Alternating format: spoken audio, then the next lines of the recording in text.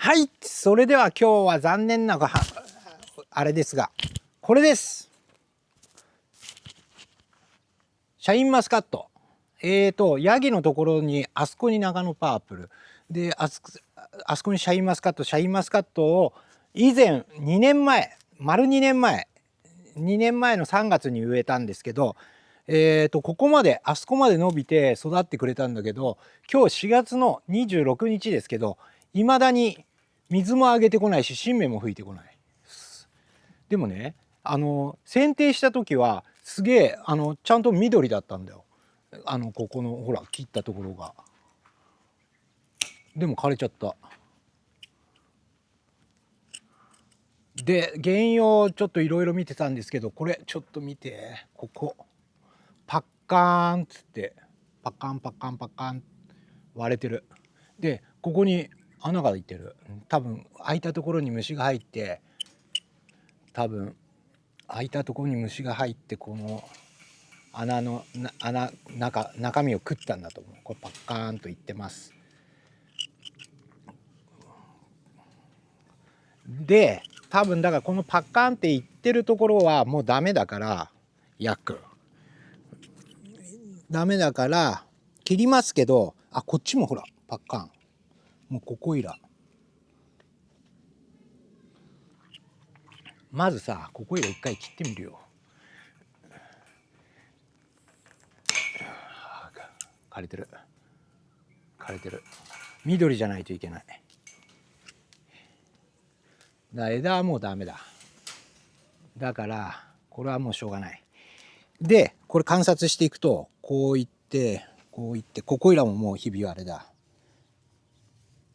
でこっから下、ここもひび割れだ。ほらひび割れてる。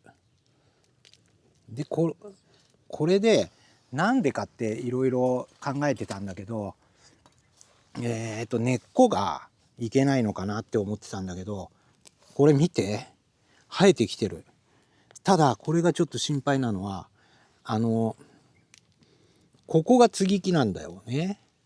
接ぎ木でちょうど継いである部分から出てきてて、これがシャインマスカットなのか台木なのかがわからない。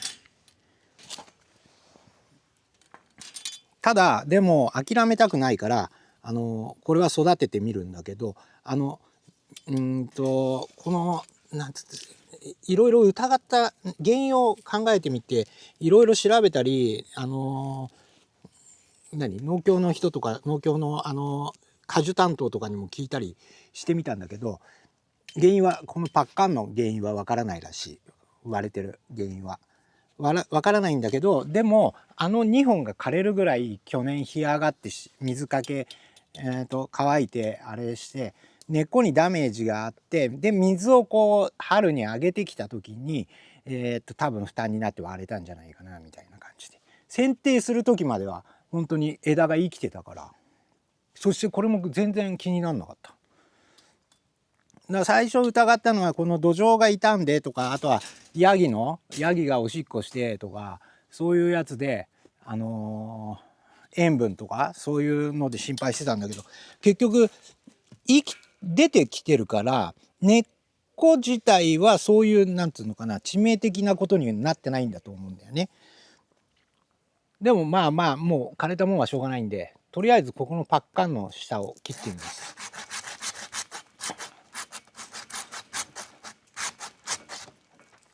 でもねしっとりしてない。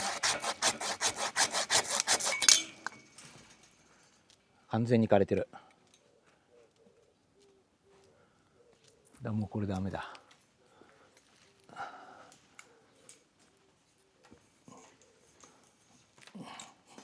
これはもうダメだ。いやーようちゃんでこう来てこうだから、ここいらも一回切ってみるか。ダメだね。ダメ。カッサカサ。ほら。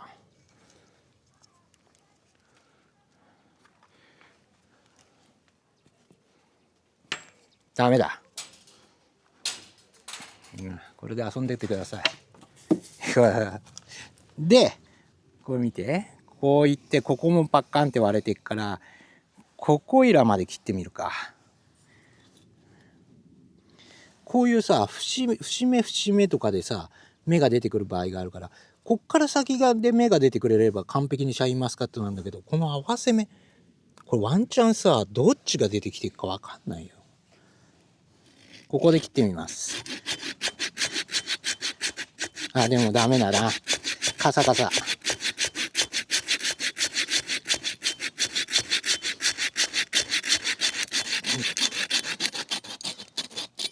あーダメだ。でしかも割れてるし、これだからワンチャンこれ大義じゃねえ、大義かな、大義かな。大義だったら大義でもいいや。とりあえず育てられるとこまで育ててみるわ。でこれでヤギにいたずらされちゃうといけないからガードはしといて。でもまあよかったね、よかったっちゃよかった。根っこ自体はまだなんとか生きようとしているから多分夏に乾かしすぎて根っこがもう萎縮してというか縮こまって、それで冬に水あげようと思った時に上って水あげたら無理だったんだね。負担になっちゃったんだと思う。かわいそうなことをした。でもこいつはどっちだろう。まあ一応どんどん途中経過も農園通信毎週の報告の中でしていくんですけど、これもしブドウ分かる方がいたら、これはどっちの確率が高いのか、ここが対である部分でどっちがどっちか、どう見れば見方とかがあるのかな。見方とかがあればちょっと皮剥いだりとかいろいろして、まあいずれねブドウになれば確実に分かるけど、ブドウができるのは多分早くても2年後だね。今年1年やって来年なるのかな。来年もし花がつけば1個でもならしてみます。それでそれがシャインマスカットかどうかっていうことを検証してみます。はい、残念なご報告でしたが、結局3本植えて3本ともダメにしてしまいました。3本で2万円ぐらいかかってて、2年前。残念なことです。ちゃんとにガードして育てていこうと思います。今日はそんな残念な報告でした。もしよかったらグッドボタンをください。チャンネル登録いただけるともっと嬉しいです。